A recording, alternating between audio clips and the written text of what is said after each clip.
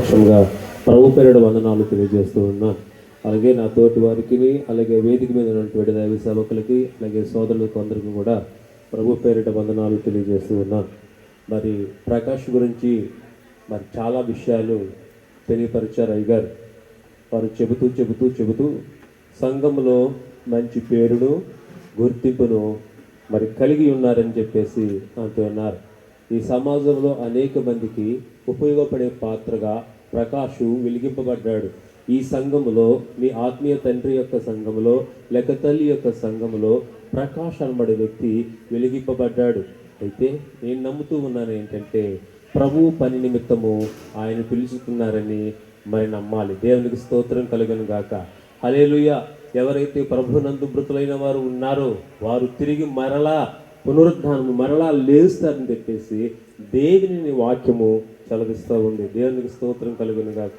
మనకు తెలుసు ప్రతి పరిస్థితి కుటుంబం కొరకు. అయితే ఇక్కడ కొన్ని విషయాలు హెచ్చరికతో కూడిన 2 మాటలు నేను చెప్పాలని ఆశపడుతూ ఉన్నాను. మనం దేవుని వెంబడించే బిడ్డలుగా దేవుని మాత్రమే సేవించాలి, దైవజనులు మాత్రమే మరి వారి వెనక మనం ఉండాలి. దేవునికి స్తోత్రం కలుగును గాక.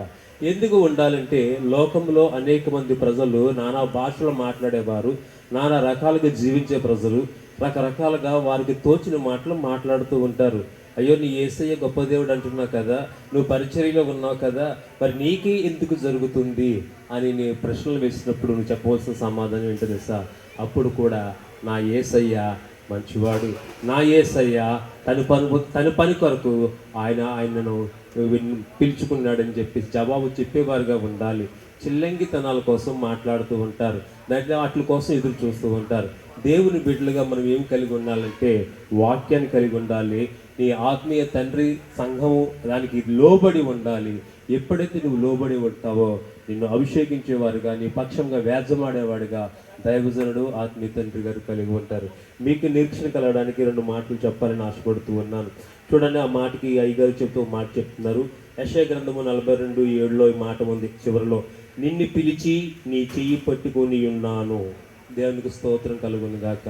కుటుంబానికి నా మాట చెప్పేది ఏమిటంటే, భార్యకి, తల్లి గారికి, వీటికి ఆయన ప్రభువు పిలుచుకున్నాడు, ఆయన చెయ్యి పట్టుకొని ఉన్నాడు. దేవునికి స్తోత్రం కలుగును గాక. ఇదే నిరీక్షణ మనం కలిగి ఉండాలండి. రెండవదిగా మనం ఎలాగ ఉండాలంటే, మనను ఆయన ఈ లోకము నుండి ఏర్పరచుకున్నారు. ఇందాక చెప్పాను, నానా రకాల ఈ పట్టణాల్లో ప్రజలు అనేక మంది ఉన్నారు. కానీ వీళ్ళందరూ ఒక ఎత్తు అయితే, ఈ లోకంలో నుండి నిన్ను ప్రత్యేకంగా ఏర్పరచుకున్నారు, ప్రత్యేకించి నిన్ను ఎన్నుకున్నారు, ప్రత్యేకించి లోకము నుండి పిలుచుకున్నారు. దేవునికి స్తోత్రం కలుగును గాక. అలాగనే మరి ఇంకొక మాట చెప్తూ ఉన్నారు. చాలామంది ఈ సందర్భంలో మరి పరిస్థితిని బట్టి కుమిలిపోతూ ఉంటారు, నలిగిపోతూ ఉంటారు, విశ్రాంతి లేకుండా ఉంటారు. అనేక సంవత్సరాలుగా మరి భార్య తన ఇద్దరు కలిసి అనేక విషయాలు మరి చర్చించుకుంటూ ఉండవచ్చు. పిల్లలతో మన కుటుంబం ఇలాగా ఉండాలని అందమైన జీవితాన్ని కలగనొచ్చు. మరి ప్రకాశం గురించి చెప్పాలంటే, పట్టణం అంతా కూడా నేను చూస్తూ ఉన్నాను.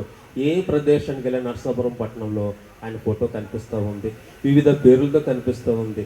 నిజంగా అయ్యగారు చెబుతూ ఆయన ప్రకాష్ అని పేరు పెట్టారు, ప్రకాశింపబడుతూ ఉన్నారు. అంటే ఆ తండ్రి యొక్క ఉద్దేశం ఏదైతే కలిగి ఉన్నాడో, సంఘానికి, కుటుంబానికి ఏ రకంగా దీవింపబడి దీవెనగా ఉన్నాడో, అటువంటి దీవెన కూడా బిడ్డలుగా, భార్యగా మీరు కూడా ప్రభు దీవెనలతోనూ, సంఘ నాయకులతోనూ, అధికారులతోనూ, ఆత్మీయ తండ్రి యొక్క దీవెనలతో మీరు దినదినము వర్ధిల్లాలి. ఇది ప్రభు మాట ఉన్నది. దేవునికి స్తోత్రం కలుగును గాక. మీరు ఎప్పుడైనా అనుకోవచ్చు, సంఖ్యాకాండ గ్రంథంలో ఒక మాట రాయబడి ఉంది. ఏమిటంటే, ఆయన నిన్ను యెషయా గ్రంథం 44:7 ఒక మాట ఉంది, ఆయన నిన్ను మరిచిపోజాలరు. మీరు ఎటువంటి పరిస్థితులు ఉన్నా కూడా ప్రభు నన్ను చెయ్యి విడిచిపెట్టారని అనుకోవచ్చు, కానీ ఆయన మిమ్మల్ని మర్చిపోలేదండి. దేవునికి స్తోత్రం కలుగును గాక.